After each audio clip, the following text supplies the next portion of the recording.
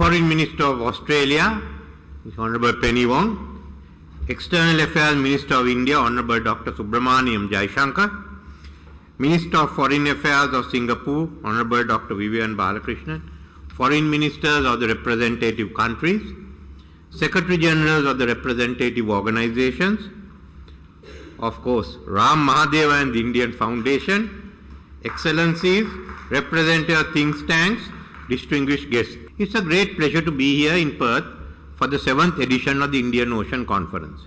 I thank the Australian government for the hospitality afforded to all of us. I also thank the India Foundation for once again bringing us together. The theme of this conference, towards a stable and sustainable Indian Ocean, could not be timelier and more appropriate. The Australian continent is unique in that it has borders with both Indian Ocean and the Pacific Ocean. Perth played a crucial role in the history of Sri Lanka-Australia relations.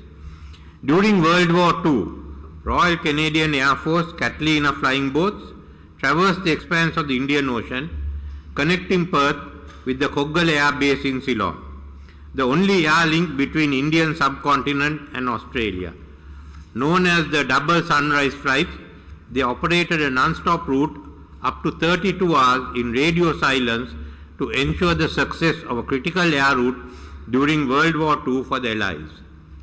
The Japanese attack in April 1942 on the Indian Ocean, especially Ceylon, was described by Churchill as the most dangerous moment of the war, highlighting the importance of the Indian Ocean to the British Empire. I was just talking with Dr. Balakrishnan, and we said there was no carrier battles in the Indian Ocean for the simple reason the Japanese sank the only British carrier. Excellencies, ladies and gentlemen, let me highlight a few important developments which I hope will make a contribution to your deliberation. Firstly, historically speaking, the Indian Ocean is a multipolar and has resisted domination by a single power. The multipolarity is a reflection of the essence of the Indian Ocean region and its people.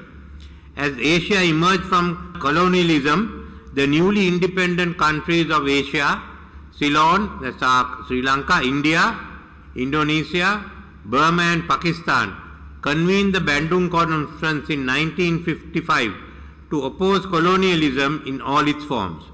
The conference declaration to oppose big power rivalry in turn led to the non-aligned movement. Since then, the Indian Ocean region has been influenced by the spirit of Bandung. It has never become a part of the US hub and spoke system. The past 2 decades has seen the emergence of diverse framings of the Indian Ocean region and a flurry of diplomatic activity articulating various policy positions, tilts and frameworks. What is clear is that no single objective geopolitical construct has emerged, and we are left instead with a contested vision with multiple interpretations. The key frameworks that have emerged include, in addition to IORA, the Indo-Pacific, the BRI, the Quad and the BRICS. There are also regional organizations including ASEAN, ARF, ACD, BIMSTEC, SAARC, GCC, Arab League, OIC, SADC, EAC and SCO that have been established. Additionally, we have the operational arrangements that deal with specific areas of cooperation, including RCEP, IONS, the Djibouti Code of Conduct, IOTC, and the Indian Ocean Commission, MAS, and the 4 regional information fusion centers, and the CGPCS contact group on piracy off the coast of Somalia. Along with these frameworks and groupings, we have also seen an increased militarization of the Indian Ocean, which is redefining power balances and alliances. In the maritime space, we see a building up in naval capabilities with India, USA, Australia, UAE, Saudi Arabia and China, all increasing their naval presence significantly. Therefore, balancing between the great power rivalry is becoming an increasingly more complex task. As a result, the space of maneuverability for littoral states is shrinking fast as this rivalry in the Indian Ocean region intensifies and spills over into decision making on political, economic and security issues. The probable question to choose one over the other is perennially hanging over us. Secondly, the geopolitical developments has resulted in increase in the strategic importance of the Western Indian Ocean that was not foreseen 4 years ago. This is in turn shifting the geopolitical emphasis towards the Indian Ocean. The Ukrainian war and the consequent Western sanctions on Russia has resulted in the resource-rich economy finding new markets in China and the Western Indian Ocean. For example, Russian crude oil is refined in Gulf refineries. Dubai has replaced London as the financial center for the oligarchs. Russia has developed a closer friendship with Iran, which is an important source of supply for drones. Russia is carrying on naval exercises with Indian Ocean countries including Myanmar and South Africa. China itself has played an active role in healing the rift between Iran and Saudi Arabia. Iran, its allies have become important players in West Asia. The Shanghai Cooperation Organization, with India, Pakistan and Iran as members, have the Western Indian Ocean as its outer limits. The ill-advised judgment of the US in supporting the Gaza war will diminish its influence in the region. The hostility of the countries forming the Islamic Arc in the Indian Ocean will prevent any close rapprochement with USA for some time. The Russian, Chinese and Iranian strategies are successfully biting at the US hegemony, thereby further weakening the US. The Indian Ocean stability therefore requires an early end to the Gaza war, followed by A, the establishment within 5 years of an independent Palestine state, and B, guarantees for the security of the State of Israel. Thirdly, the recent attacks on commercial vessels by Yemen-based Houthi rebels is a challenge to the freedom of navigation. We have to ensure access and mobility in Suez Canal, the Red Sea, Bab el-Mandeb and the Gulf of Aden. In addition, we are also faced with threat of Somali pirates once again. The safety of undersea cables and critical infrastructure are also facing additional threats. The presence of drugs in the Indian Ocean and human smuggling has increased. The IUU fishing still takes place. These threats present a challenge to the freedom of navigation in the Indian Ocean. We need to refocus on the freedom of navigation in the Indian Ocean. Sri Lanka offers to recommence the discussions on the freedom of navigation in this ocean. Fourth is the expanding connectivity. According to estimates, there will be an 8-fold increase in the GDP of India and Indonesia by 2050. Similar increases are expected in some of the other countries in South and West Asia. This requires additional port capacities and new transport routes. The Suez Canal may not be sufficient. In this regard, India's 2 new connectivity initiatives are welcome. Firstly, the India-Mumbai, Iran-Russia corridor, and secondly, the India, that's Mumbai, Middle East, European corridor. Similarly, there are connectivity initiatives taking place in the Bay of Bengal. Work has already commenced on the Kunming corridor, giving access to Western China. Thailand is planning the Kra land bridge connecting the Gulf of Siam with the Bay of Bengal. India and Sri Lanka are commencing feasibility studies on land connectivity between the 2 countries, making Sri Lanka a regional logistic hub with Colombo and Trincomalee ports available to South India. Excellencies, ladies and gentlemen, the Indian Ocean Conference theme this year, towards a more stable and sustainable Indian Ocean, highlights the 2 key areas which require focus. What I have outlined before dealt primarily with pursuing stability of the region. There is an equally serious, more immediate and existential threat that looms, and that is the climate crisis. Experts have revealed that the Indian Ocean is warming at a higher rate than the other oceans around the world.